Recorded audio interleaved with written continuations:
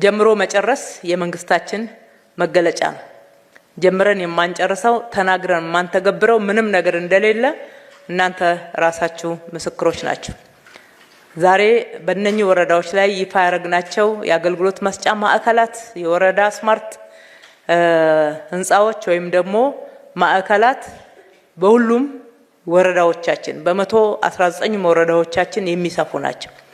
የሀብት ወይም ደግሞ የካፒታል እጥረት ስላለብንና በአንድ ጊዜ ስለማይቻል እንጂ ለሁሉም ወረዳዎቻችን እንዲህ ማዳረስ በአንድ ጊዜ ብንችል እጅግ በጣም ደስ ይለናል።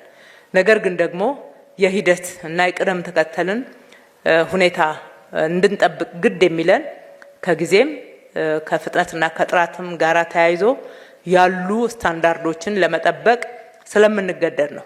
ዘላቂ ልማት ነው የምንገነባው።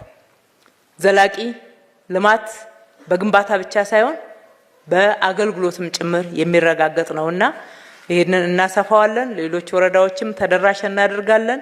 ለዛ ቆርጠን እየሰራን ያለነው እናንተም እያገዛችሁ ነው። እገዛችሁ በሚታዩ ልማቶች ላይ ብቻ ሳይሆን ሰርቪስ ውስጥም እይታችሁ እጅግ የተሻሻለ ሰርቪስ እንዲሰጥ ያስፈልጋልና በዚህ በኩል ኃላፊነታችሁ እንድትወጡ አደራ ማለት እወዳለሁ። መጪው ጊዜ ለኢትዮጵያ ብልጽግና እጅግ በጣም መሰረት የተጣለበት ላይ በግንባታ በፍጥነት የምንጓዝበት ጊዜ ነውና ይህንን ተስፋ ሰንቀን የበለጠ ውጤታማነቱን አልቀን አብረን እንጓዝላለሁ። እጅግ አርጌ አመሰግናለሁ።